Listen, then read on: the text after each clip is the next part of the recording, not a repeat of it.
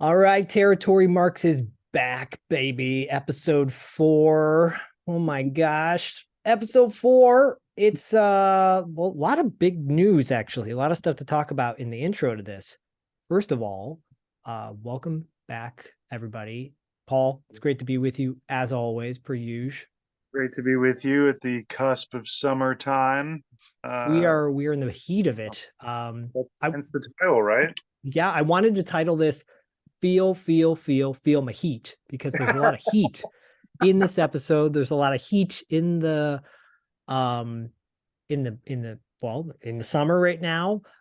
Feel my heat. I think we should do that again. Feel my heat.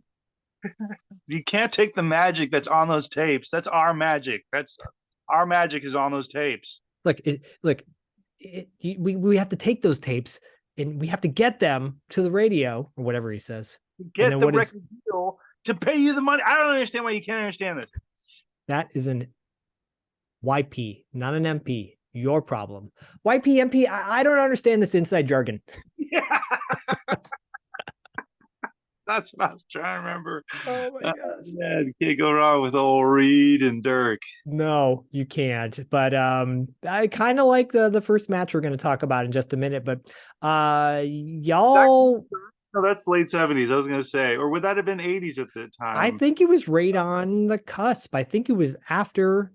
I think it was after. What's his name? William H Macy's character. Yeah, because that was into the bringing in the 80s, right? So Yep. like, and then this is like later into the struggling years. I think this was like early 80s. Yeah, we And would have it to find out when Knight Rider or when yeah, whatever that song he's playing. Well, he's doing the touch originally, Oh, right? that's right. That's right. And we talked about this on the previous on the Cobra episode that Dustin and I did, where you know, I want to know the history. I guess I got to watch the commentary on Boogie Nights to find out the history of why they chose the touch, but Sure. it's That's a pretty little fun. wild, pretty Still wild. good. Um, but this episode is a little not delayed, but we have a new format on $2 late fee. We're releasing an episode every single week now. So we have our main episode, then an interview with someone connected to the episode, then the $2 six question segment that's reserved for Patreon is now on the free feed, so people can get a taste of it. And then Wow. we end the month or begin the month, depending on where it falls, with Territory Marks. So here we are. Wow. So this Territory. episode just dropped after our $2 six question segment with Brian Thompson, aka the Night Slasher from Cobra. Yeah. And in that interview, Brian, well, he plays us a song on the piano. Nice. He shows us this like amazing gourd stick. You guys got to check out the video on YouTube. It's wild. And he talks about the show Key West, which was well, not a sitcom, a Fox show, an early inception of Fox. Did you ever watch Key West with No. Fisher Stevens? No. Was that pre Baywatch? Yeah, I believe it was. Yeah, like right around the same time. Interesting. The name kind of sounds familiar, but I feel like that would have been too adulty and too sexy for my young, like 10 or what year was that? This was, 90? oh gosh, when was Key West? I feel like it was late 80s, early 90s. That would have been, Key West came out in 1993, so right around the same time of Baywatch, but oh, yeah. totally different premise. A totally different premise.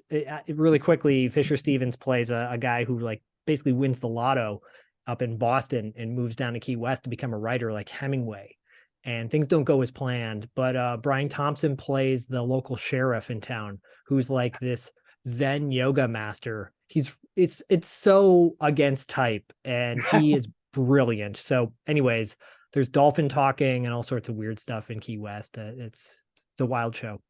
Yeah, I don't think 12 or 13-year-old me would have been hooked on that. So I don't think that's probably why I didn't remember it or watch it. I But don't think now, anybody was because it didn't last long. Now you'll watch it. yeah, now I'd probably check it out. I know Uh, Brian He's an interesting character. So Dude, he's a trip. So it's fitting that this episode drops now. It's July 4th weekend. It's my son's birthday today, July 2nd, the day that this episode drops. So happy birthday to Bodie. happy. He turns number 9, magical 9. Did you And name him after the character in Point Break?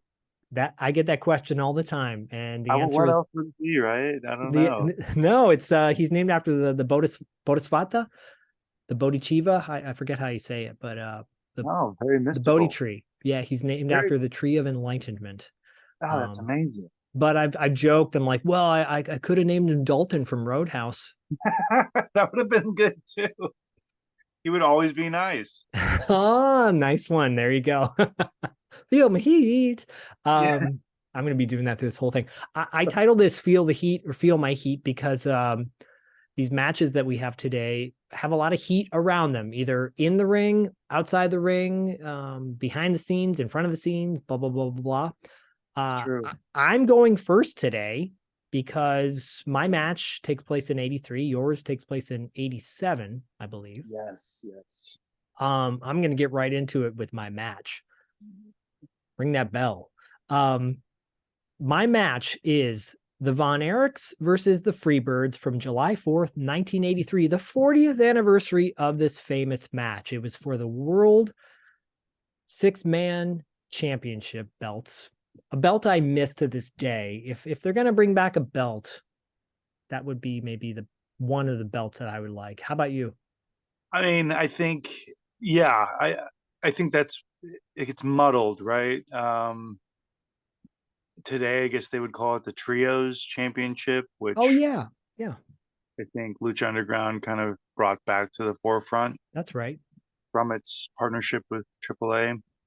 Because I think it's always been kind of a lucha style type championship. But yeah, I don't, I can't say I'm the biggest fan of like a 6-man tag team championship because then there will be an 8-man tag team championship, and then maybe a 5. Like it just True, tag team seems to be like that kind of where it's at, unless it's something very specific.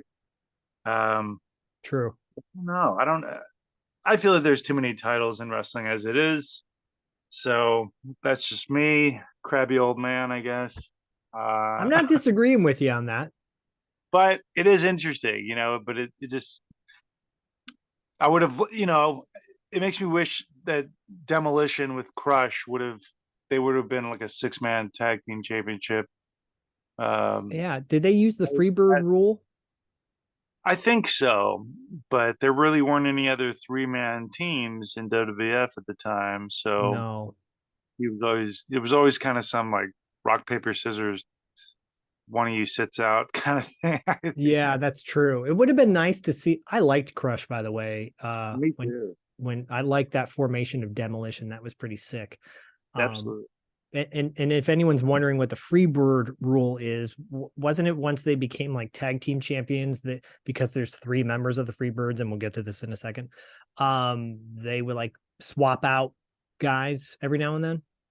I believe so. I mean that I'm trying to think back of prior when there was uh a triumvirate of combatants. I mean, usually it was either like just a faction of multiple guys Yeah. or a tag team. So, the Freebirds in terms of American wrestling were certainly one of the first triple kind of faction where they would all do the bad stuff. I would think Buddy Roberts was usually the slight weak link of the bunch, but Seemed to be that way. you know, But you'll be uh, surprised in this match, perhaps. Well, yeah, not necessarily. Well, so this is an interesting feud because world class championship wrestling had been around for quite some time.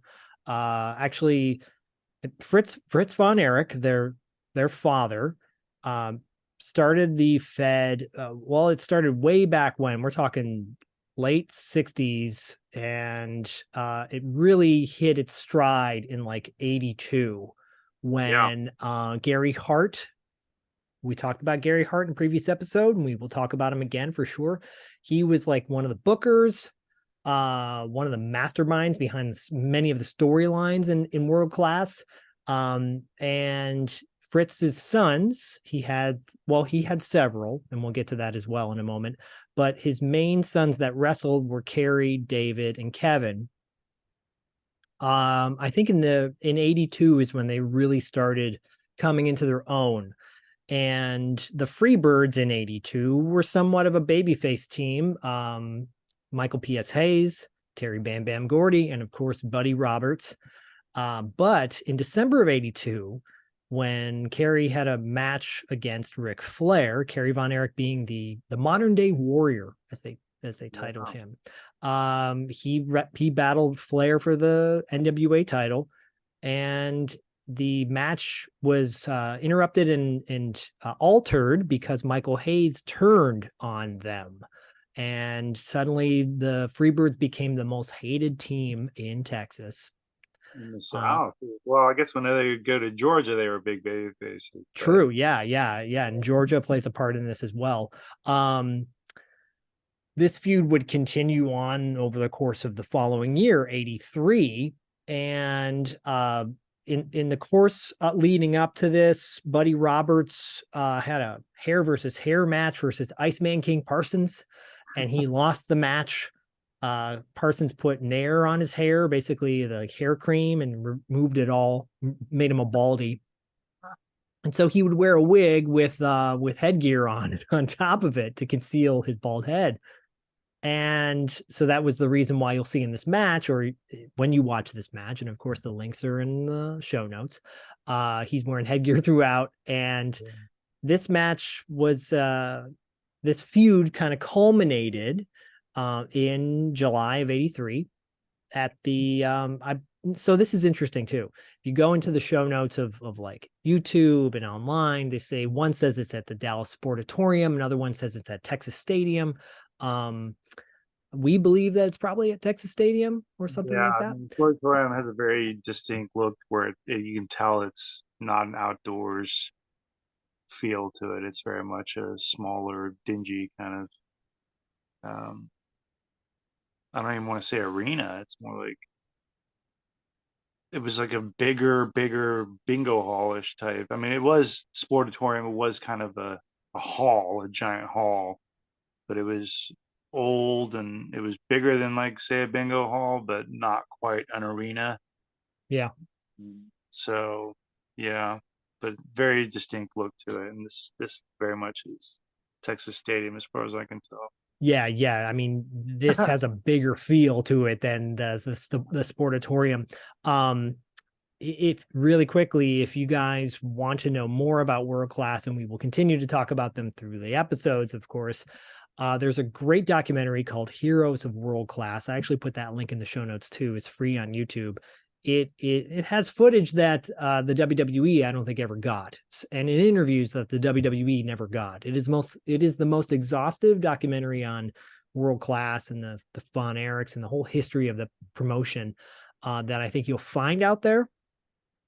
Very hard to watch because the story of the Von Erichs is a sad one. It's super tragic. We're not going to talk about that today because pretty much after this match later on in the year was like the downfall of the family due to David Von Erich dying tragically in Japan, either at the end of this year or the beginning of the following. But the Von Erichs were the top baby faces. They were huge, and the Freebirds were hated for what they've done to the Von Erichs, causing Kerry to not win the title. Kerry, David, and Kevin equally had their own like look and kind of gimmick and vibe about them. Kerry was the long-haired warrior looking dude. He was chiseled from top to bottom. David was more of like the beefy brawler guy. And then Kevin was and then Kevin was the barefooted, martial art hero. Before some other current wrestler used the shoeless gimmick. He was barefoot in the ring and just a total badass. All three of these guys were equally badasses, I must say. And Fritz did a lot of the talking for them for their promos and such, because they weren't the strongest with gimmick promos, but their dad was. He was the faceplate of the company, and he sold them very well. The Von Erichs were killer at promo, or sorry, the Freebirds were killer at promos. In fact, they were like amazing in many ways. Their promos are probably watched by future wrestlers to kind of study, because they knew how to generate heat. They generated heat like no other team down in Texas at the time. They were all, one guy in particular, Michael PSA, has a history of not being the most genuinely good guy. I don't know about Terry Gordy and Buddy Roberts, but definitely Michael PSA's. He's dirty looking, and I think that that look fits him to a T. I wasn't familiar at the time when I saw this match. I hadn't seen this match until much later on in my wrestling lore. My first introduction to the Freebirds was in the movie Highlander back in like '84 or whenever that movie came out. I'm like, who are these guys? Who's this hairy guy with his dance moves, all sexy dance moves? It's gross, but he's somewhat appealing. Highlander movie? Is that what, or which Highlander is that? In the first Highlander. Really? They appear in what? Yeah, Connor McLeod goes to a wrestling match. And oh wow, okay. So at least it's in the context of them being wrestlers, not just like yeah, and it's great. It's great. I forget what Queen song is playing when they're wrestling, but it's just, it's not the Highlander song that like Queen did. Like they did the theme song. Here we are. Yeah. That Nope. song's I love that song, Princess of the Universe. the Highlander.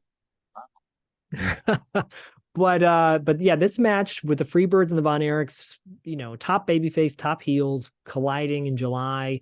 This match from the onset generates heat because the Freebirds come to the ring, and they come to the ring in Texas to the theme song of Georgia by Willie Nelson.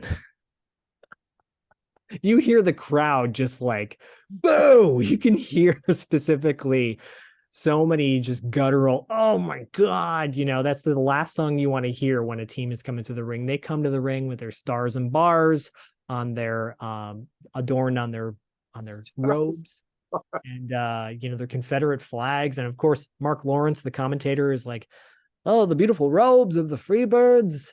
Look at those beautiful robes. And he's like, wow, he really loves his robes, because he gets the Kerry Von Erich, and he's like, look at that beautiful robe by Kerry Von Erich, Yellow Rose of Texas. They come to the ring, obviously get booed out of the building, and then the Von Erichs come to the ring to LaGrange by ZZ Top, which I played that at the onset of the episode. It's just it's a kick-ass song. It's just so good. And they come to the ring and they do some kind of moves with their body too to generate some buzz. And the match overall is amazing. Hold on one second. Just checking my feed. I'm gonna press stop really quick. Yeah. This happened to me last time. Okay, we're good.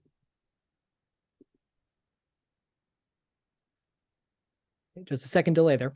Yeah, they come to the ring and they shake their moves, and this match is the best 2 out of 3 falls match for the World 6-Man Championship. The Freebirds were the title holders at the time.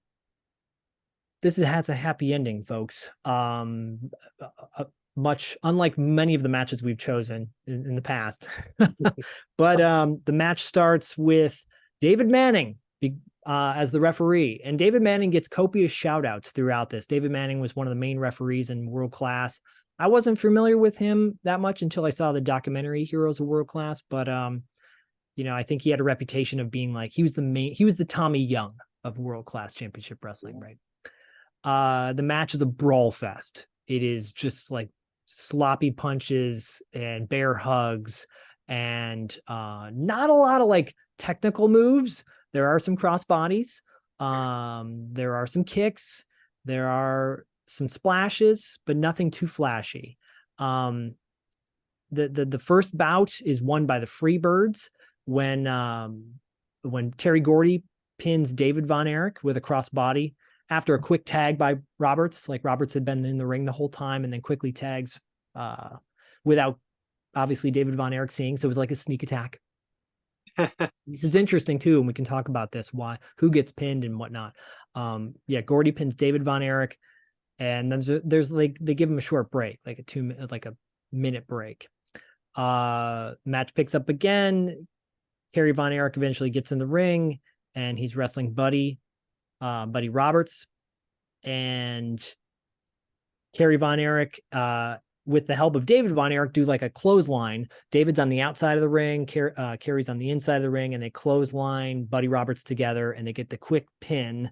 While Kevin Von Erich is putting the claw on Terry Gordy in the other side of the ring. The claw being the Von Erich's like finishing maneuver, by the way. A brawl ensues after this match. It's a full-on slobber knocker, as Jim Ross would say.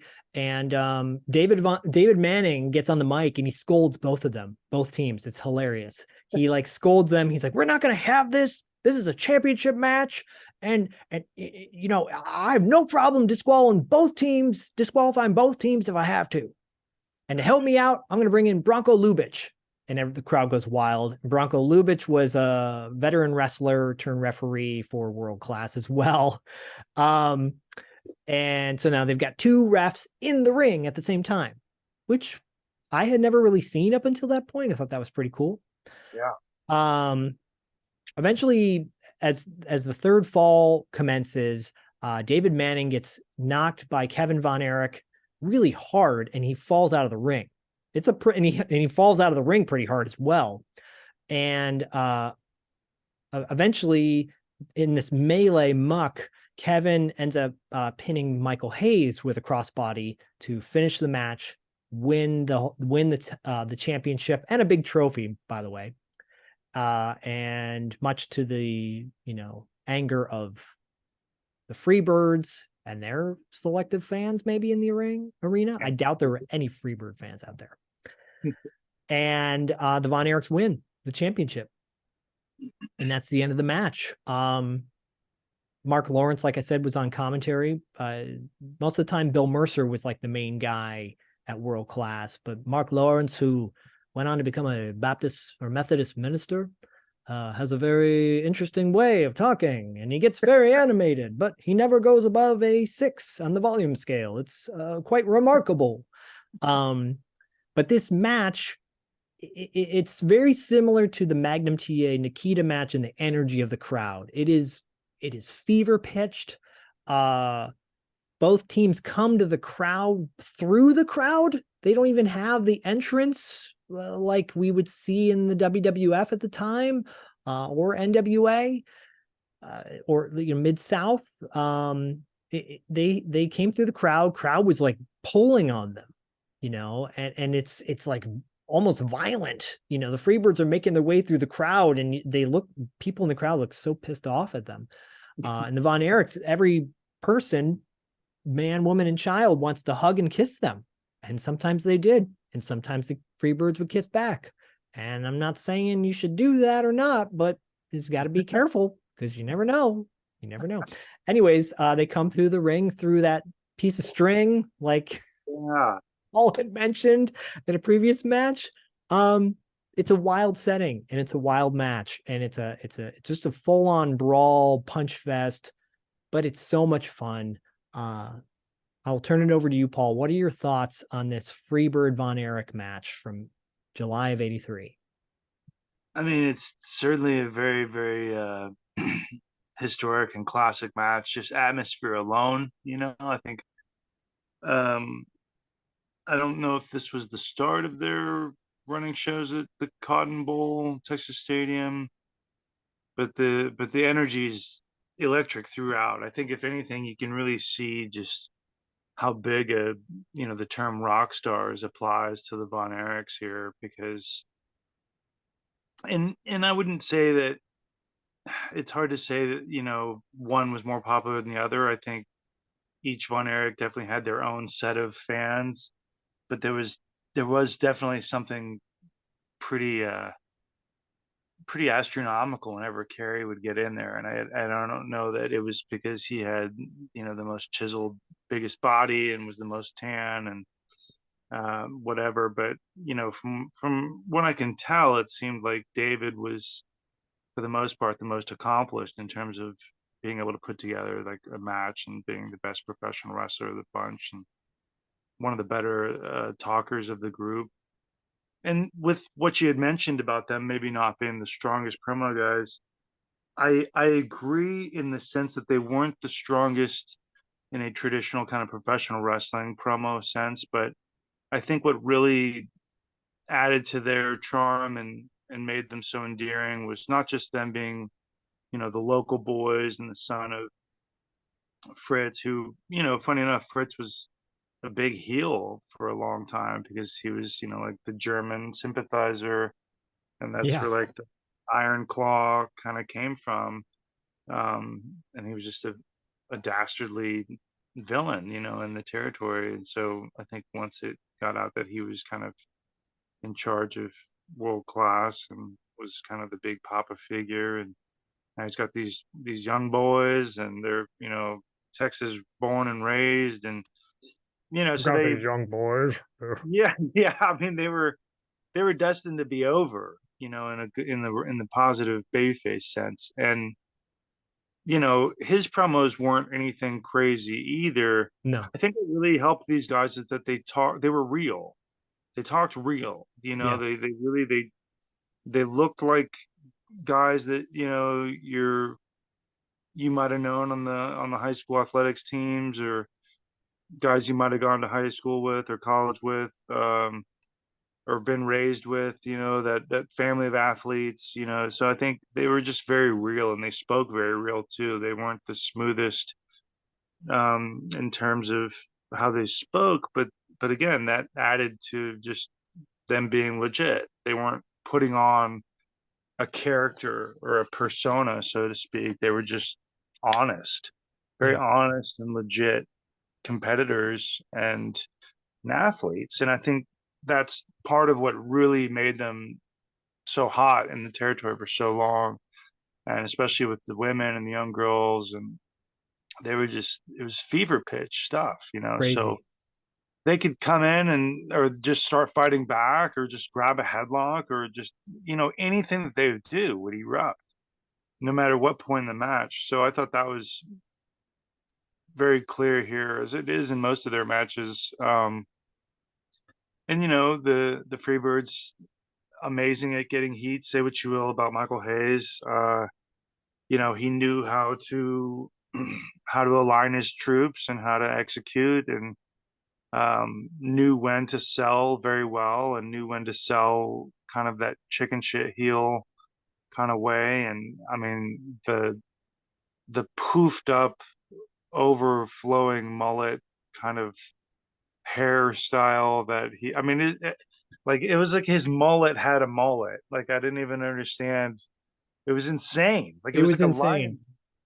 It really looks like a lion's mane. It You know does. what? And and he is so hairy, guys. He is so hairy. Like it's all good, it's all good, but Oh, Harry. he was so hairy and yet had these moves like he was a stripper in Magic Mike. And I don't know. I mean, I'd be fascinated. Chime in, everyone, if you're interested, if you want. Is that appealing to anyone? Like, I don't, even back in 1983, was that appealing to see that man shaking I his think booty? it's a group called the Bears. Yes. Oh I think boy, it's yeah. very much a bear. He might have started the whole bear look. I'm not really sure. I mean, he definitely had his probably a fan club membership for that. Yeah. Oh yeah, yeah, definitely. Um, but I've yeah, I mean Terry Gordy too with his curly permed kind of slight mullet there. He kind of looked more like the big caveman of the group, and he was always, the enforcer and the muscle, and He used was very. so big with that voice, Yeah. and Oh yeah, just kind of, like if Leatherface had turned babyface and hadn't grown up to be a killer, he was just kind of this. I don't want to say simple minded, but just very country, very country Southern kind of boy, and um, that special strength to him. Well, it So, reminds me of like I don't know this. I'm sure this happened in a horror film, but like the main villain. Oh, it reminds me of in Mad Max Thunderdome. I think it is when when when basketball. when like, or maybe it's the second one where the guy's helmet finally cracks open and he has like a baby looking face, and you're Oh like a yeah. big behemoth, but then you look at his face and he's kind of he looks like a child. Looks like a child. Right. I mean, yeah, there's a lot of these elements. Even Frankenstein's monster, there's just a lot of the elements of innocence within his presentation that I thought worked. And I think that's why he, was able to kind of toe that line between babyface and heel. Because he never really came off as the mastermind behind everything. He always kind of came off as the enforcer and the muscle, and Yeah. that's where Michael Hayes and his brilliance of promo ability and selling and being a heel really came into play, because he very much was the puppet master behind the Freebirds. And then you have like Buddy Roberts, who's just kind of weasel, come in and get some shots when the guy's down, or scurry out when he's in trouble. And it works great as a three-person tandem. Like it works really good. You've got kind of the cunning dastardly brains, you've got the vicious muscle, beat 'em up kind of guy, and then you got the weaselly little bastard, who is probably not going to make much of a difference in the match, other than just to get in and add more heat. So, and the headgear thing was kind of funny enough. That's kind of what he's most been kind of remembered for, was that kind of period. He had I great can't, hair. He had great yeah, hair. I can't even remember what he looked like when he had actual hair.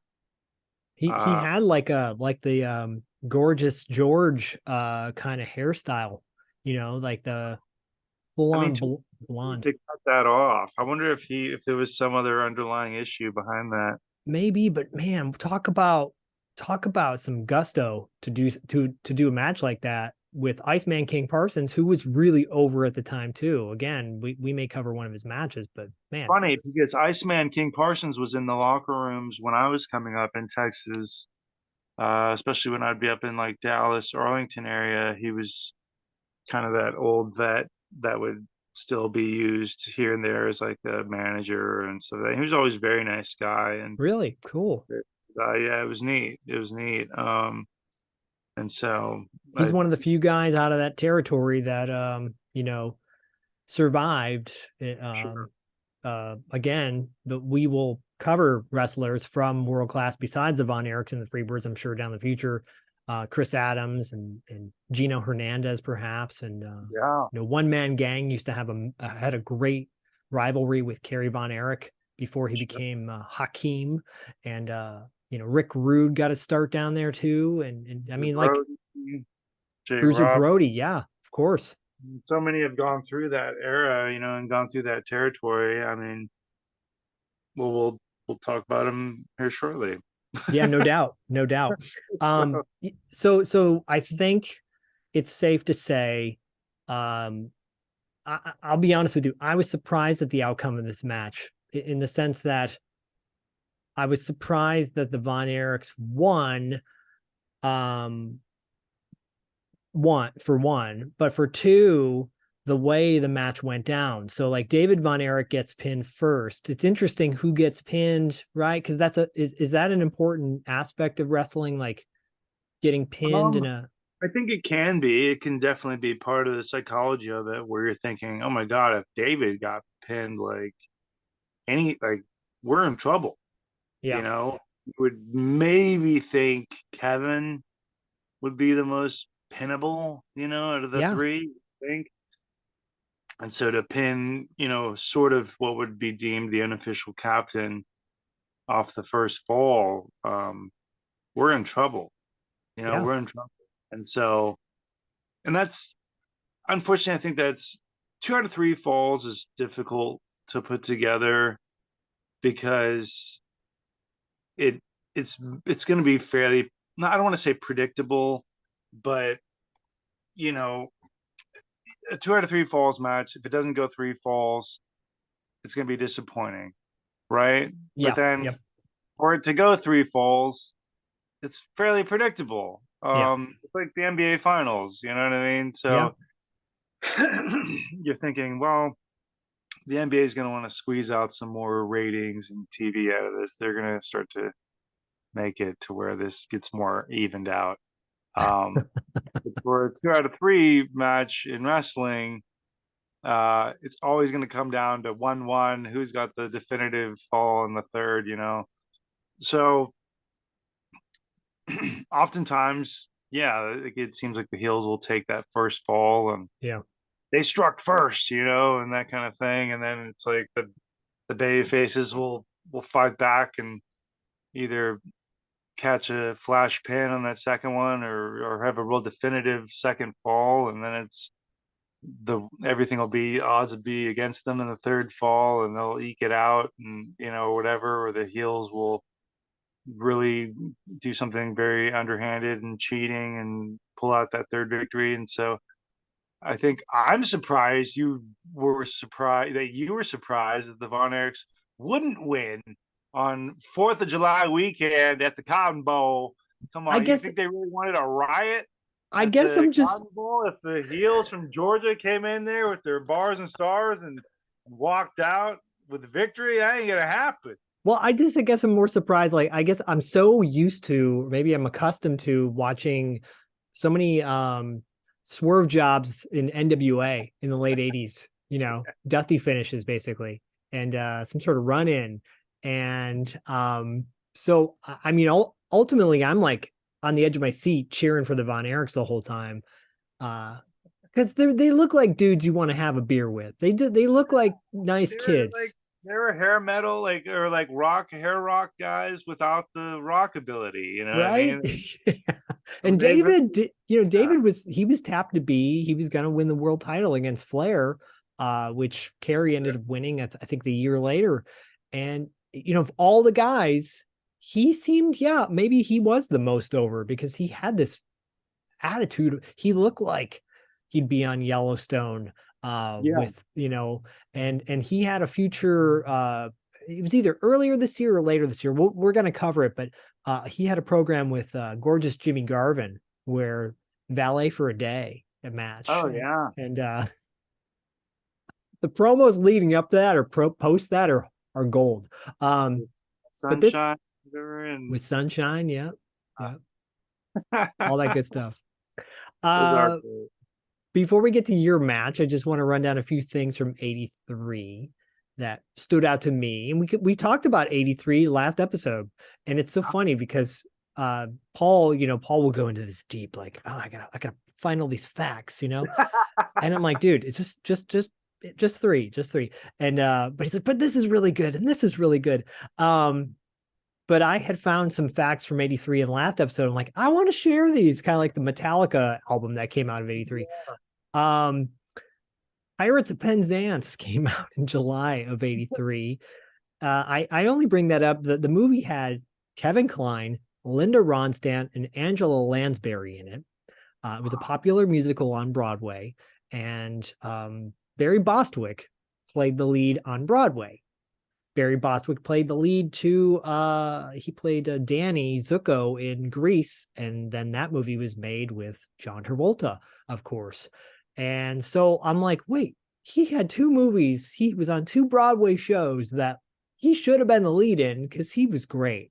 In fact, the inspiration for his Ace Hunter character in Megaforce came from the Pirates of Penzance when Hal Needham, the director, saw the show with his wife in LA, and she said, he's your ace right there, basically. He can tell more of the story in our episode that we did with him. Go back to our earlier episodes for that. But Pirates of Penzance. Did you ever see Pirates of Penzance?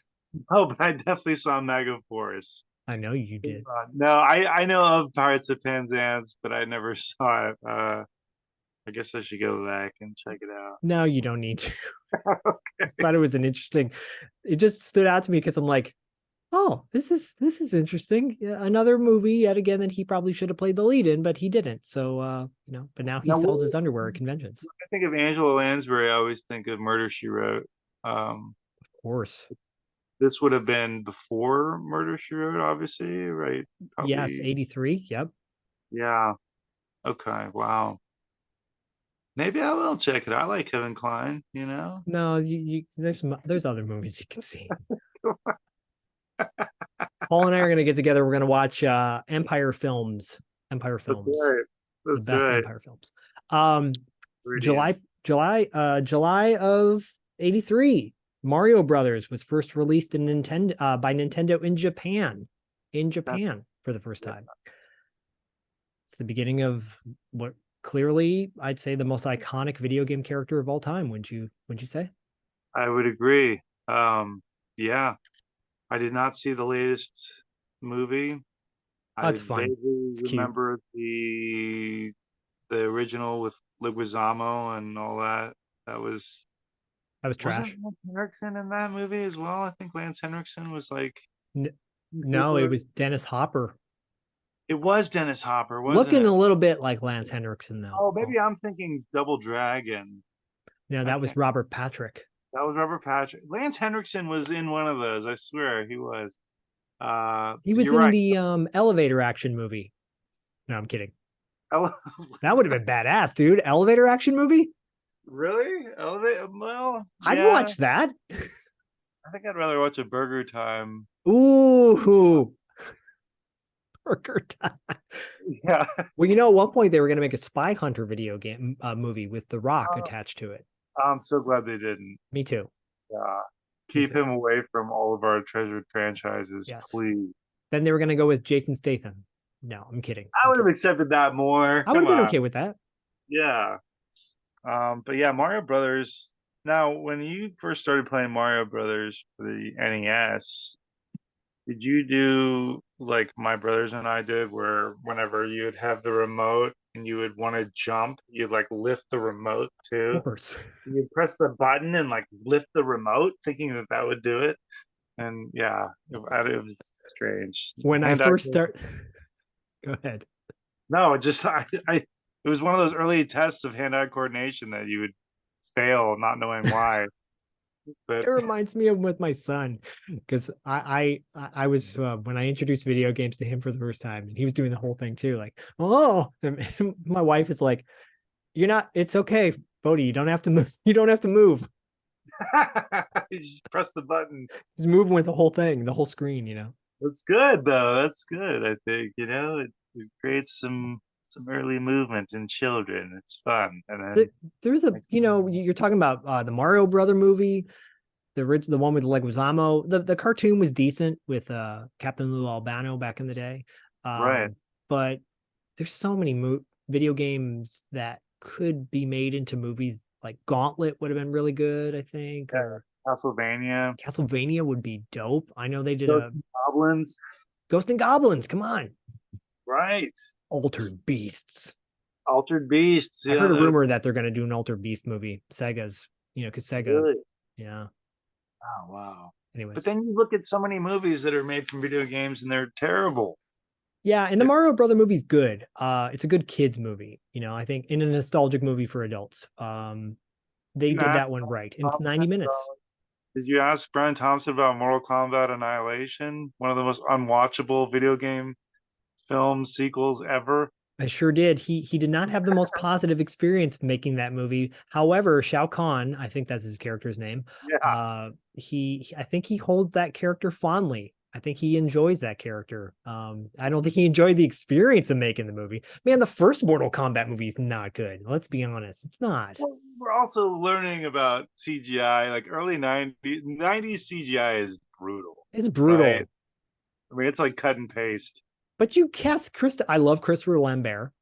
You cast him as whatever Raiden. Raiden. Like that's not Raiden. And I then know. wait, Raiden in the sequel is James Remar. Yeah, it is. And I don't know why you wouldn't cast Jean-Claude himself as Johnny Cage, seeing as I know. that would have been perfect. But I think they. Needless to say, we're veering off because then we'll Sorry, end up in Street Fighter 2 realm, and that's the whole other debacle. it is a debacle. I'll button up 83 really quick with the end of the month of 83. Friday Night Videos premiered on NBC. Friday Night Videos. It was created by Dick Ebersol, who produced the Midnight Special back in the day, which was a cool music show. But the early inception of this show featured wrestlers as well. I think that's where the rock and wrestling connection started with Hogan and Lauper. But some of the interesting, I'm just going to throw out a few of the interesting co-hosts of Friday Night Videos back in the day. You have people like Billy Crystal and Danny DeVito, which makes sense, right? Terry Garr and Carol Kane, which I think is pretty awesome. Then you've got the cast of Kate and Allie, which I think is awesome. Then you've got Marv Albert and Joe Piscopo. Joe, can I bite you? Petco is awesome and sidekicks. Sidekicks and Dead Heat, dude. Yeah, and Dead Heat's big underrated. Very underrated. Wow. Dead Heat's fantastic. Of Treat course, Williams. Treat Williams, people would be like, these are all Key West, Dead Heat. This is stuff you talk about on Podcasting After Dark. It's true. My other show, Podcasting After Dark. Yeah. But then you had Savage and Elizabeth, Mean Gene and Jesse Ventura. What was the premise of this show? It was, you said video. It was basically like MTV before MTV, you know. They would show music videos. Well, it was at the same time. Okay. They would do bits. They'd have they'd have a little skits, but it was a music-based program that ran for quite a few years. Actually, ran till, well, looks like May of 2002. I think it was no, that can't be right. The initial run went from 83 to 2002, and just different variations of it. But I remember watching it in the 80s. Did you watch Friday Night Videos in the 80s? I do not believe so. I mean, I would have been, you were a little guy, 3 years old when the match that you picked was out and about. So you mean you weren't a latchkey kid sitting in front of a TV 24/7 like me? Yeah, 3 years old. I think I was more concerned with taking care of the fireworks in my diaper. I'm not really sure. Maybe I wasn't even wearing one by then. I'm not sure. I really have no recollection of myself at 3, but I That's a was good not thing. watching TV from what I can remember. Well, I will tell you that the 90-minute show, because it ran for 90 minutes, was from 83 to 87. And then a 60-minute one went from 87 to 2002. Okay. So, football guy, wasn't he? Like a football guy? Yeah, he was all over the place. But he co-created Midnight Special with Burt Sugarman. That was the other guy. But yeah, he was the NBC go-to guy back in the day, you know, and I think he was the one who helped get Saturday Night's Main Events launched as well. Wow. Well, thank you, Mr. Ebersol. Yeah, thank you, Mr. Ebersol, and thank you, 1983. 1983. I want to really rough segue into your match simply by saying that I'm going to play a clip of the intro music that this entire 50-minute like kind of pay-per-view or whatever this was had. It had great intro music, so I'm going to hit that, and then you get into your match. Okay. Boop, put it here. Okay. All right. Nice. So Paul, tee us up. What are we talking about today? Oh, we're getting more heat here and all, you know. Feel the heat. Possibly, I want to believe in the same stadium. Roughly just over 4 years later. We'll notice a sizable difference in attendance. Oh boy, no kidding. We're still with world-class championship wrestling, and oddly enough, it seems to coincide with a recent passing not too long ago of the Iron Sheik, Yeah. the Rest in historic peace. Iron Sheik. So Mr. Break Your Back, uh, all the heat and all the stuff that he's said about Hogan and other wrestlers and things I'm not sure we can even say on Spotify. I mean, we probably could, but if my Yeah, son's like, I want to listen to my birthday episode. No. yeah, he was. We'll Beep. keep it PG to G. Well, I Uh, will. I will say really quickly. I think a lot of new wrestling fans know of Sheik from his recent stuff going on Twitter and whatever.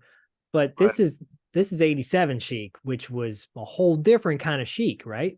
right. This is before we would see him later on as a manager in WWF. I believe he came on board as like Colonel Mustafa or something kind of later on. And yeah, so, I thought, well, this is appropriate. We'll have Iron Sheik, who had massive heat as, being this villain from Iran. And he'd always have a big Iranian flag out with him.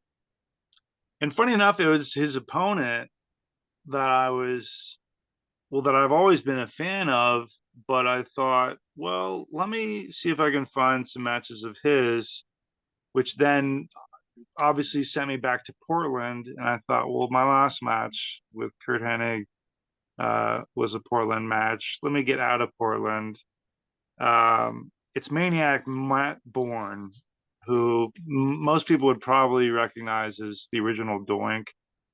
I His name is. remember him as Big Josh from WCW. Oh yeah, when you mentioned Big Josh, it was like, yeah, that's it, Mr. Axe Handle. So, yeah, Matt Osborne. He's one of the toughest brawler types to come out of the Northwest territories. He wrestled as Maniac Matt Borne. He was really a heel for most of his career. It seemed, like he was always because he wasn't really the most technically proficient, even though he definitely knew how to wrestle and had good technique. Um, but he was more of a brawler. I mean, he was always billed as around 260 and around 6 feet, So like, I mean, he's a bowling ball of a guy. And Sheik was, no dainty flower himself. I mean, he was pretty thick. He kind of had like that muscle gut. I mean, he's like a tire, like so. This is a Did you ever see bowling Bad ball. Lieutenant, by the way? Did you ever see Bad Lieutenant with Harvey Keitel?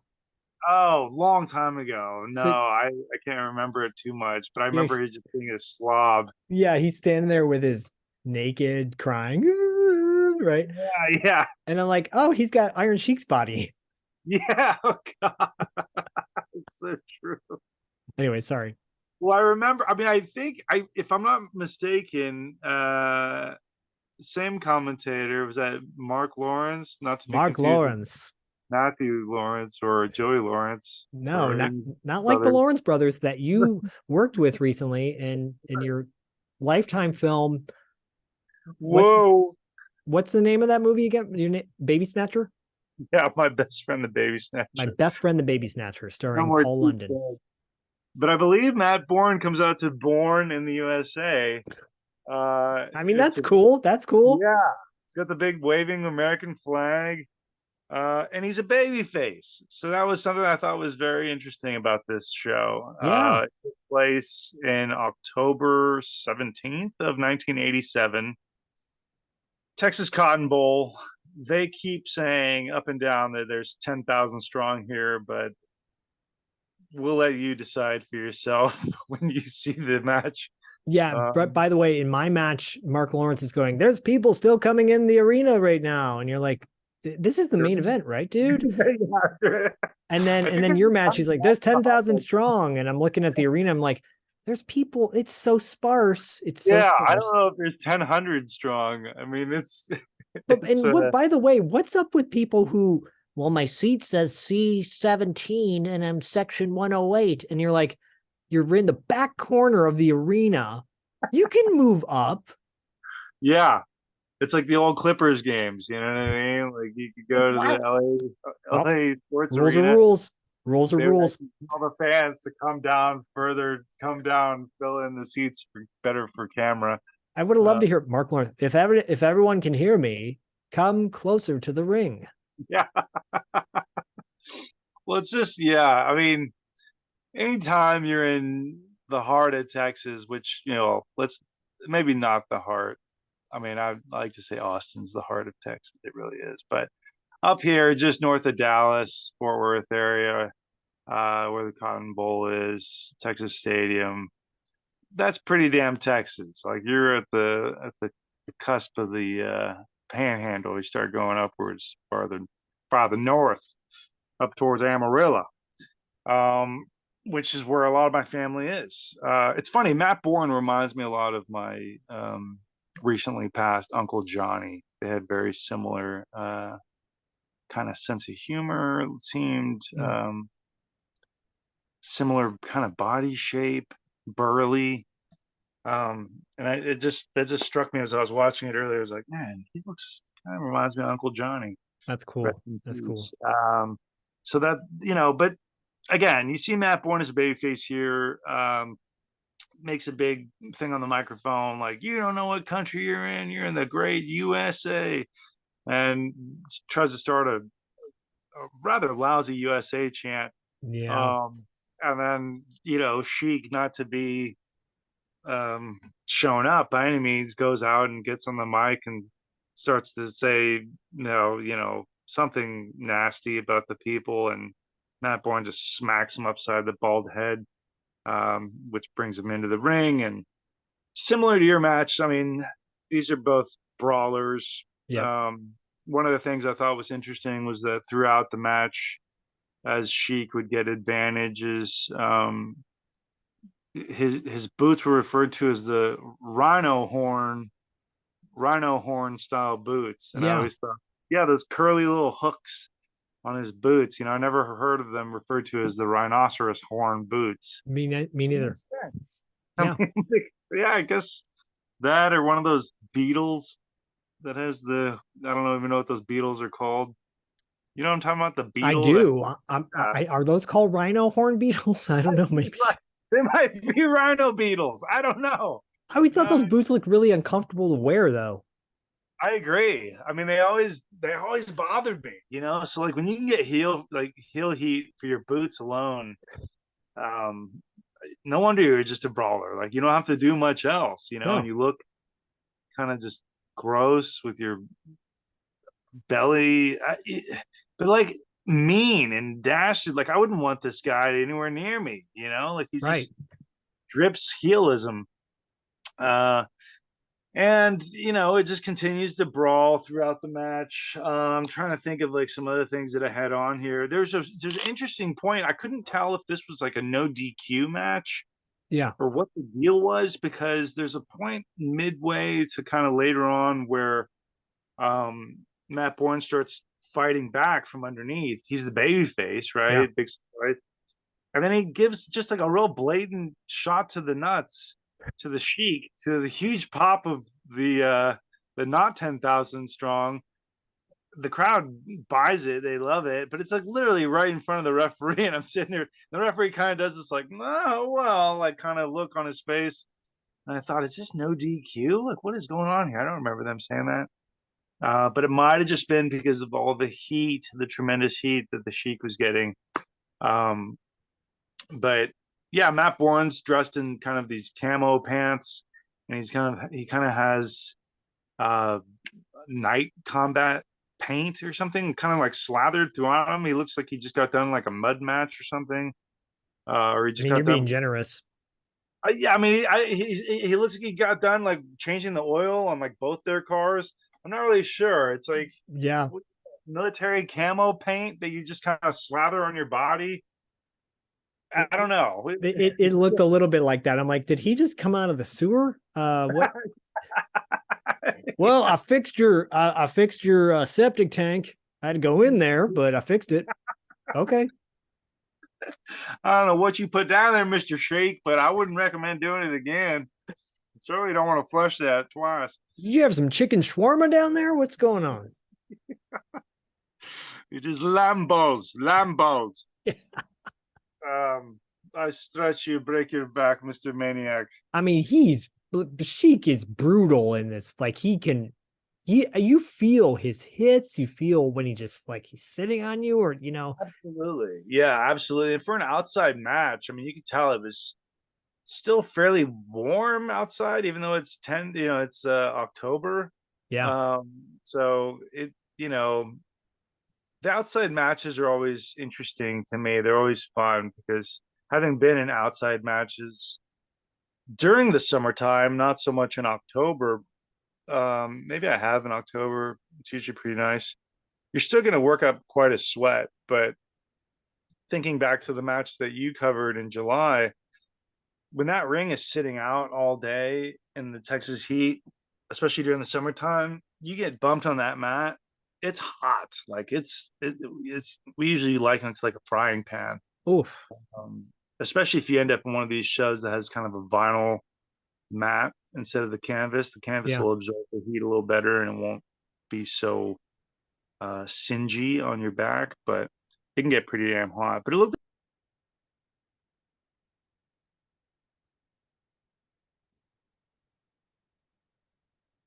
Oh,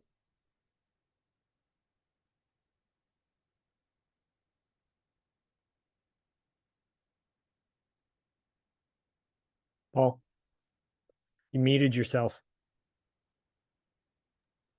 oh, I think someone was calling me and it Oh, started okay. to interrupt. Those bastards. It was How the dare Sheik. they? How dare they? Yeah. Yeah, go back 10 seconds. What did you just say? I didn't hear So that. they did they ended up doing like a double tackle, which sent them outside. And towards the end of the match, and this is where I thought, okay, this is definitely not a DQ match, or is it? Because Matt Yeah, Borne just suddenly picks up a chair and just wallops the Sheik in the back. And I thought, I guess this is no DQ. But then the Sheik picks up a folding chair, can't fold it. So he, instead of like just throwing it down, he can't fold the chair. So he ends up just like hitting Matt Borne in the back with the open chair, like right in the back in a very painful looking way that I'm pretty sure would have pissed him off or did piss him off. Then they both try to like kind of slither crawl back into the ring to where the bell rings. And I'm thinking, well, they weren't out long enough no, for it to be a count out. Like, what is happening here? And I still couldn't quite understand or hear an official ruling of what the match was. It just kind of seemed to get thrown out. yeah, Um, but either way, I think it's to me it was very interesting because I think Sheik always gets associated with Hulk Hogan.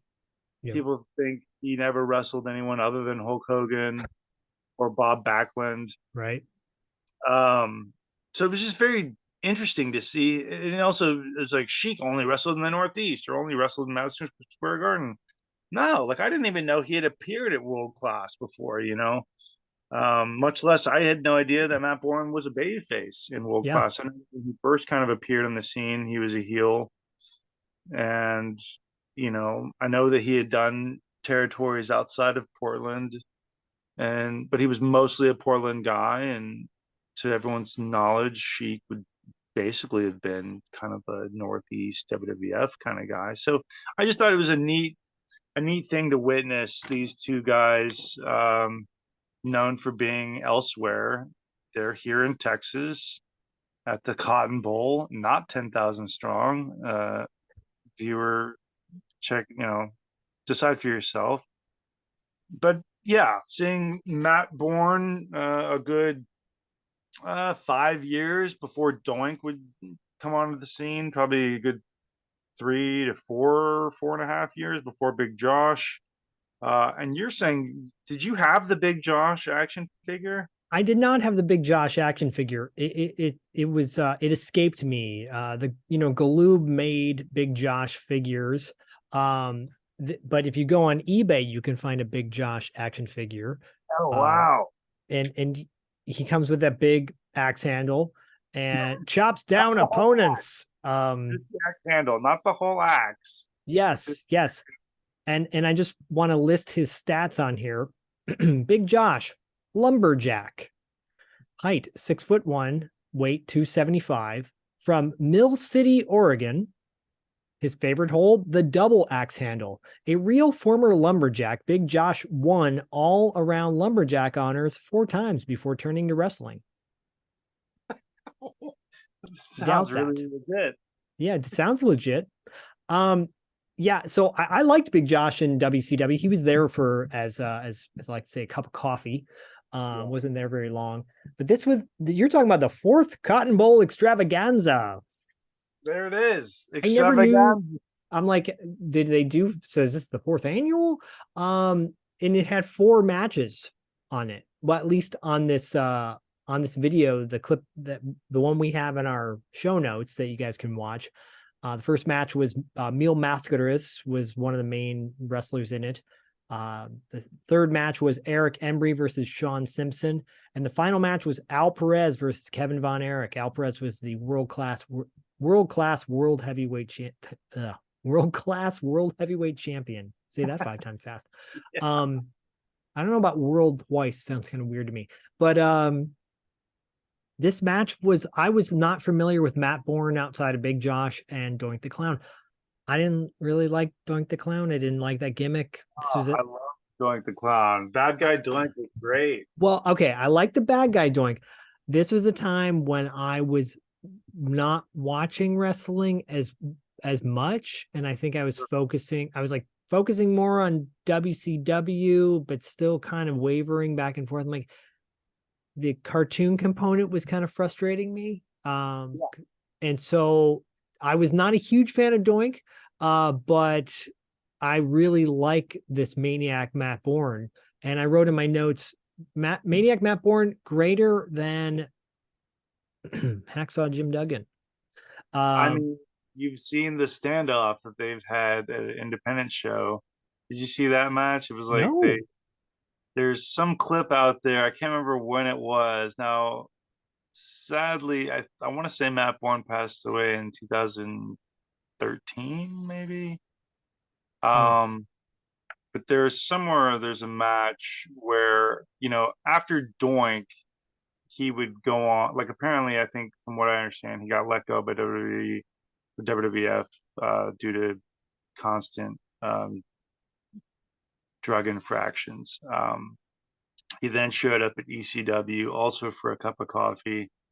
Is kind of doing a mangled Doink kind of character, pre Heath Ledger's Joker smeared face paint, but something akin Cool. to that. So Sting ripped that off Yeah, in Impact. yeah, like a good 10 years after that movie. I wonder if anyone's seen this. It's Showtime. It's so fresh. Yeah, yeah. I'm tired of doing Jim Carrey's The Mask. Yeah, it's kind of weird. Um, Anyways. but yeah, so there's a clip somewhere out there of him and Hacksaw having, and they were in a faction together. I want to say in Memphis. Oh, really? I can't quite remember who else was in that group off the top of my head. Um, but anyways, they had some quarrel, they had some issue in the match, and they stopped working together. And they're like, "You want to shoot? You want to shoot, brother?" And like they're like, it looks like they're about to actually. It looks like it turns into a shoot, and it's kind of Whoa. fun. Yeah, Well, it's kind of fun. Hacksaw was a total badass before he came to the WWF, and much like the Bushwhackers too. I want to dig into those matches, the sheep Sure. herders, and when these guys were, Ted DiBiase, same deal. Like these guys were when on the territory scene, totally different persona or more badass persona. Matt Bourne, Kerry. he sold me in this match. I loved it. I loved seeing Sheik. Rest in peace to Sheiky baby. I think my fun fact, my cousin through marriage was Sheik's chiropractor in Hawaii for a little while. So Whoa. and he says Sheik was nothing but the nicest guy. He was just the sweetest man to him. And I'm like, of course he was, because you were adjusting his body. So you How better would be you nice. adjust the tire? That seems like such like what a chiropractor. And this Two. guy, Keone, he's a tall guy, but he's pretty lean. And I'm like, man, that's a barrel of a man that you're having to adjust there, Seriously, right? And that's like anyways, a walking dog toy. right. One of the things that you brought up that stood out to me in this match was walking dog toy. It's hilarious. Was the chair shots that they gave each other at the end. And it because Mark Lawrence is like, he's not folding the chair or something like that. He's using a unfolded chair. And I'm like, oh my God, that's really stiff and looks very painful. Right in the spine. Yeah. So yeah, the match ended kind of funky with Sheik, trying to put his flag on top of Matt Borne. But Yeah, it reminded me of hacksaw matches, but like if hacksaw wasn't as silly, and I thought if I would watch this more regularly sure. than I would hacksaw Jim Duggan. With his Yeah, crossed-eyed and his tongue sticking out. Like right, Matt right. Borne looked cool. He looked cool, even though he's covered in filth. I dug his character. Yeah, I mean, and in his earlier stuff around this time or before, even when he was really the Maniac, even though he was also billed as the Maniac here, even though he was babyface. Who doesn't love a babyface Maniac? Hey Um, Johnny, do you like Maniacs? What? yeah, yeah. Do you like I mean, grown men who collect mannequin doll heads in their bedrooms and like to scalp people? right? What? Yeah, yeah. Sorry, that Well, was a shut Bill Joseph Lustig. Yeah. Shout out to Bill Lustig Um, and Joe I Spinell. liked the Elijah Wood version. I actually liked that I never version. saw it. I'll check it Yeah, out. Alexander Aja. Uh, yeah, he kicks out of the flag, the Iranian. You're not putting an Iranian flag on me, brother. Well, I'm American. and this Kicks was out. billed as the Matt meets the Iranian invasion match. There it is. Yeah. I mean, what an invasion. A one-person invasion. Hey, Didn't work. And then he's got the big swing and a miss, big atomic drop, and out he goes. Leave old beautiful, as they call it, or what do you refer to the flag in this? Old, I think old beautiful old beautiful, yeah. maybe is the flag, and it waves high and supreme on this October day in 1987. So I really had a hard time with the people that were so far away that should have just moved up. I'm like, I agree. come on, I people.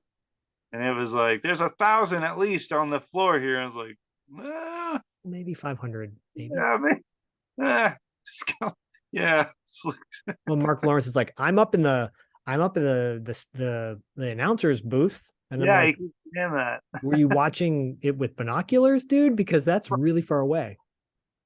Yeah, I mean, sadly, it seems like this was during a bit of a downturn for world class. They had already lost David Von Erich, Yeah. sadly, a few years before. There have been some other issues, I think, with Chris Adams having public arrest, Yeah. and there was something I think that had happened with Kerry as well. Well, Kerry, Uh, yeah, Kerry, of course, lost his foot in a motorcycle accident. right. I mean, I'm trying to think if that was. I think that might have been after this. I'm not exactly sure when it was that he lost his foot. Yeah, because he joined the WWF around the time that Flair I want to say that was joined. around 90, 91 that he joined WWF. Yeah. Right. Because he was definitely there in 92 and wasn't there too long after. But yeah, I mean, this was kind of a rough patch for world class. It's very much a difference in audience energy and excitement in this match. Not saying it's not there, it's definitely still there. It's still there. Yeah. Very, very, very different than in the match that you chose, which was just about 4 years prior. So When you hear the crowd in the 83 match, it all sounds like one big wave, right? And then in yeah, this one, you can hear individual people yelling out certain things because, yeah, yeah, you know, it's so true. um, Dude, I love Maniac. right. I highly recommend the Heroes of World Class doc, and that's in our show notes because it really covers, it's exhaustive. It covers from it essentially the 80s inception on. And Right. it talks about these rough patches, um, you know, in great detail with guys like Gary Hart. You know, Gary Hart is a genius, I Yeah. think, in my opinion, and a promo master at Right. generating heat. And he's on it exhaustively. Mark Lawrence is on it as well. So, Right. Right. anyways, check that out. No, it's great. I love that documentary. It's definitely worth checking out. I think it's running what 3.5, 4 hours, maybe 5 hours. It's It's really long. Yeah, you can watch it in spurts. Because honestly, by the end of it, you'll be depressed if you watch it yeah. all in one, which I did Have twice. a chaser. Definitely have a chaser when you watch it. Yeah, but I'm glad you brought this match up though, because it's a you always bring so many cool, unique matches. You really do. Like your perspective is so different from mine, obviously. But I love it because I feel like, was it coincidental that you pulled a world class match, or were you like, oh, I'll just pull this and It kind of was coincidental. cool. Originally, I was about to select Matt Borne and Chris Adams from the year before, from like a July '86 match where Chris Adams had the world championship, and it was the main event, and it was a non-title match.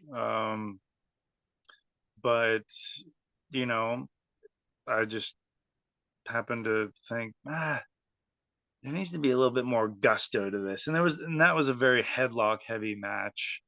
Um, Even though I enjoyed Chris Adams' work, I still felt that coupled with the recent passing of Sheiky Baby, it just seemed more appropriate. But it just happened to be in world class championship wrestling, so Yeah, this is a nice, this episode is we're recording and airing after she had just passed away. So it's perfect to make a tribute to a guy who, when people think of wrestling and you show them a photo, you're like, what do you think this guy does for a living? What do you think? Oh, firefighter.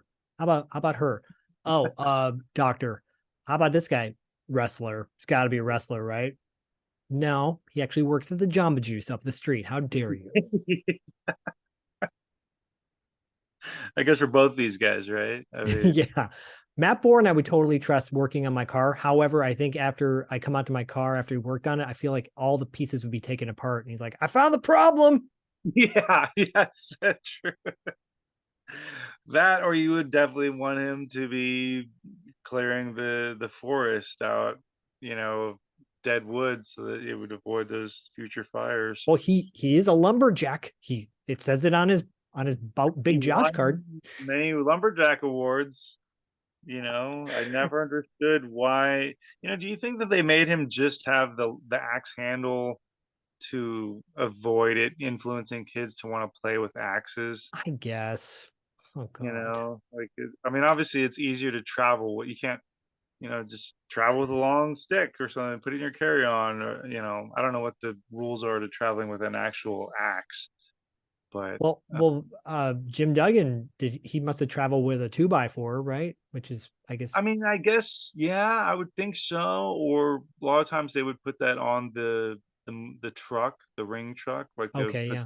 these gimmicks that you weren't trusty to fly with. They would just kind of throw them on the ring truck, and they would travel with it that way. So, but an Wow, axe what handle, yeah, big Josh. Shout out to the Pacific Northwest. yeah, shout out to our brethren up in Oregon and in Yeah. Washington. Do you So have in any '87, got I any found fun facts? some fun facts. Yeah, probably too many again, but Well, I that's end the up editing them out anyways. And the because number. I don't want you to blow your load. Oh well, there's lots of load to blow here, so that's what happens when you're Big Paul. Um, the number one movie at the box office was Fatal Attraction In October of 87. in October of '87. That's Interesting. right. Interesting. Number three at the box office was Princess Bride. Okay. Uh, I think we've talked followed by about the fact that it had a terrible soundtrack. Yeah, and oddly enough, right? And I think it was one of those films that definitely hit much bigger later on in its time than Yes. initially. Dirty Dancing was just after it, followed by three near and dear favorites of mine. Um, Prince of Darkness, Hellraiser, and Near Dark were also up there on the box office list at the time. Prince of Darkness is my all-time favorite John Carpenter movie. Is it really? Yep, I've seen that movie more times than any other JC film. I saw it actually at the church that they filmed it in, which is now a Wow. Japanese cultural like event center kind of thing in Little downtown Tokyo? LA. Is it part of Little Tokyo? It's not far from Little Tokyo. Yeah. Okay. And Because I've and seen it looking like this is with the church, and I thought, oh, what oh is yeah, the extras on the Blu-ray or whatever DVD. yeah, Yeah, it's my Prince all-time of- favorite John Carpenter movie. It's the best. that's interesting. That's so cool. It's a nice chance to see Dr. Loomis in a different way, kind of, you know. It's our So time. yeah, He's ours, not yours. that's pretty good. Dude, settle down. I know religion is your, I get it. I just love it. You see Jameson Parker with his, beautiful mustache. Lisa Blount, rest in peace, who just like her that end scene where she charges, like she has to make that decision. Does she do this? Does she end her life? Oh my gosh, it's so intense. It is. It's definitely an overlooked Carpenter film, in my opinion. Agreed. Yep. Everyone should check out Prince of Darkness, by the way. I It's on, agree. I broke it down for podcasting after dark. So They should. And speaking of, they should also check out Near Dark, they starring our guy, near, well, co-starring our one of our favorites, Tim Thomerson, yep. uh, in a very kind of minor role, but He's amazing father. cast. He's the father. He's the father. Yeah, he's the father to Caleb, um, who I'm blanking on the actor's name, but Adrian he Pasdar. Adrian Adrian Pasdar. Pasdar. That's right. He had married one of the Dixie Chicks, I think, later on in life. And He was a parent at my school when I was a teacher. was he really? Yeah, and I'm like, oh, dude, can we talk about Near Dark? Like, No do not way. talk to the parents. He was a school teacher. Was he? Yeah. Wow. That movie Near Dark, by the way, has a soundtrack by Tangerine Dream, which is great. Great. And then Yeah. I was at a Fangoria convention years ago where Lance Henriksen was there, and Oh wow. he told a story about how he was in full makeup with he was in full makeup with Bill Paxton, and they got pulled over by a cop, Oh, I love this story. and the window went down, and the cop approaches them and asks for their ID, and Lance just like is steel-eyed and gives him he's in character, is there a Yeah. problem, officer? And the officer like looks around, there's no one on the street, and just gives him back the ID, and he goes, "You have a nice day, sir." Yeah. He said he looked at him like he wanted to eat him or Yes. something, right? And it Yep. scared the shit out of him. I love that. Yeah, that's a great story. I mean, it's a great cast. They've got, you know, at least three cast members fresh off Aliens, right? I think so. Jeanette Goldstein is who played Vasquez in Aliens, is in Yeah, it too, and plays the the older woman in the group, and Lance Henriksen, and Bill Paxton. yeah, Bill Paxton, and yeah, it's a classic. Near Dark. It's definitely one of the best vampire films. Definitely the best vampire western film. Oh, no doubt. So You mean great it's year. better than John Carpenter's Vampires? Well, No. I mean, I do like John Carpenter's Vampires for the Terry Silver factor. Me too. You know what I mean? But So it's yeah, it's that's not that great. no. Sorry. Earlier in the year, in April, funny enough, 2 days after my seventh birthday, GI Joe the movie had aired, and so On that, TV. yeah, I loved it. That was like a two-part. I think it was a 2 or 3 part series. Amazing, right? This is the first time you saw blood, looking at GI Joe, anything, and so the toys from that movie were still pretty hot on the Yep. shelves at the time. Other toys that were real popular were pound puppies, which I like to reference for different reasons. Uh, Karate Kid toys, the Karate Kid action figures, those Uh, were always the Remco classic. ones? Yeah, they came in like 2 packs. There was like Yeah, Johnny and Sensei Kreese, and there was like yeah, Chozen and Sato, and obviously Daniel and Mr. Miyagi. And they were only like $11. they were cheap. 2 pack. Yeah, that was great. Brave Star, another one of my absolute favorite cartoons at the time, and Brave actually, Star. yeah, Brave Star was great, and It's great. it really is. That's another one that I'm kind of glad they haven't bastardized into like a movie or a modern day kind of whatever. We'll just put some fresh faced teen as Marshall Bravestar. Like, just no. So, Though but that if is Wes one Studi would have played Brave Star, that would have been badass. that would have been pretty awesome. Yeah, I agree. That's not bad. I do like that. That's pretty good. Funny thing on Brave Star too is the a few of the villains, especially Tex Hex, the main kind of ghostly villain, Yeah. uh, these were apparently these were rejected characters for the Ghostbusters Oh, cartoon. the Filmation Ghostbuster cartoon. Yeah, the Filmation Ghostbusters cartoon. These were all characters that were for that they thought were maybe a little too dark or evil, and so they kind of recycled them a bit and used them for Marshall Bravestar. So Bravestar, I think, actually started with Tex Hex as the first character before Bravestar was even developed. Wow, So cool. series, if I remember, the series was kind of built around Tex Hex, which is kind of odd. Well, the toy line was amazing. I agree. It was really cool. The figures they were like 8 inches tall Yeah, they and were big. really big. Yeah. And I had quite a few of them. I was obsessed with recording myself as a kid playing with my toys, and Yeah. I recreated the theme song.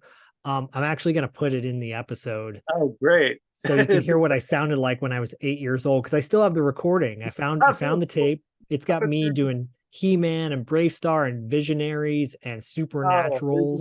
great. Yeah, Supernaturals. Oh Yeah, man, Brave wonderful. Star. Anyways, Yeah, I oh, it have was a great. huge love. I look forward to hearing it. Okay, good. But did you have a pogo ball? I did Because not that have a was pogo ball. I was not my son inherited my coordination, and I had oh, none. really?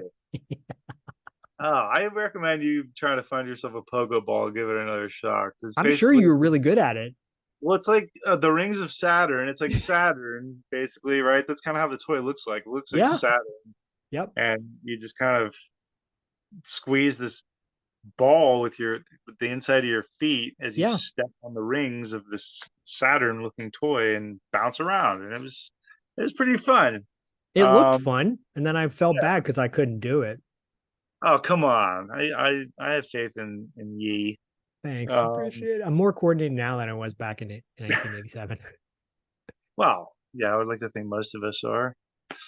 But, with the popularity of Barbie coming back out in the forefront, um, I uh, I was kind of surprised to see how many, I guess surprised, not surprised to see several Barbie knockoff attempts or Barbie attempted competitors out there. And I thought, like, I don't remember any of these.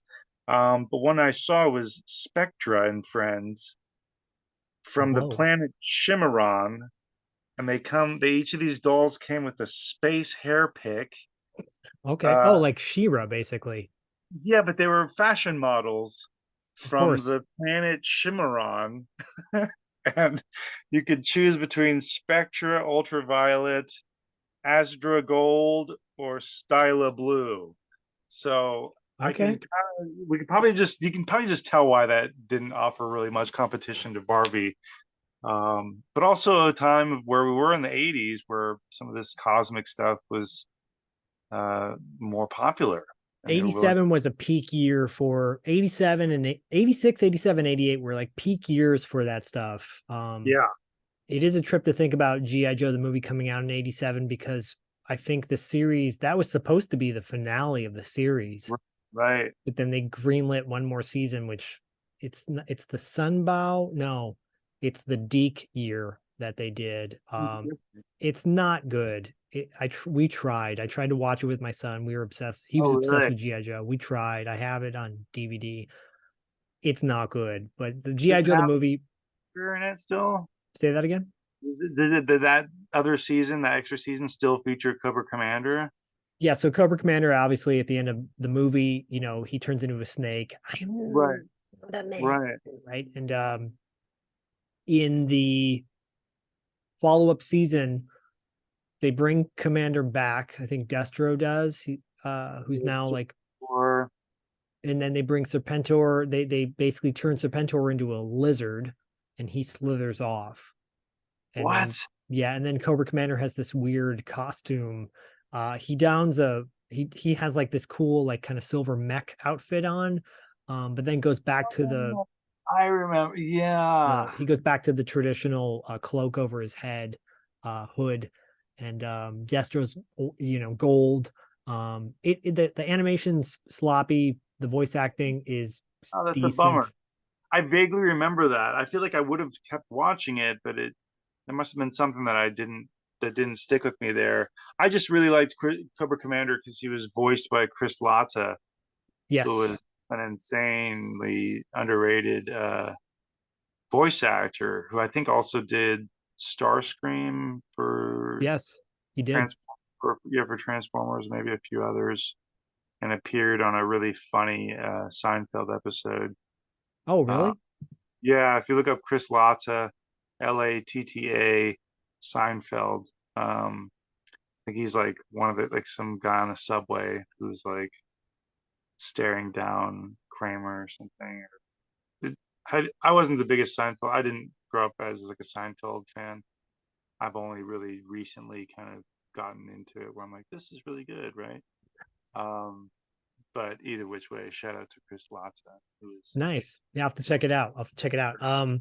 I know, gosh, yeah, we if we go back to 87, we will be revisiting G.I. Joe and Filmation. Filmation is amazing. it really is. It really is. I love Filmation Ghostbusters too, but anyways, shout out to all those shows and nice fun facts. Ah, well, I've got, I'll let you, the number one song at the time, Oh, I'm please. sure it was the number one song for all of us, White Snake, Here I Go Again. Oh, Yeah. So one of my favorite songs to karaoke to. it's a good, it's amazing. Yeah. Can't go wrong with White Snake, man. I still follow the singer to this day on Twitter. David Coverdale. Yeah, he's got a great Twitter account. It's pretty comical. I'll have to check that out. And rest in peace to Tawny Katane. My gosh, what a Oh, icon of the 80s for sure. yeah, you're right. One of the 80s bombshells. Yep. Wow. Well, that is a great way to wrap up our two matches. A lot of fun, a lot of zaniness, a lot of heat. Feel my heat. I think we should do that again. It's a call back to the beginning of the episode, folks. Paul, thank you, brother. Thank you Thank once again for bringing a great match. USA, USA. Thank you. Yeah, it was a lot of fun. Makes me miss Texas a bit more, a lot more, actually. So give these matches a watch back, and hopefully y'all will as well, and enjoy them like we have. No, it's a lot of fun. Thank you, and just keep the territories not a thing of the past, not a memory, but something to be treasured and valued every day. I like that. All right. Do you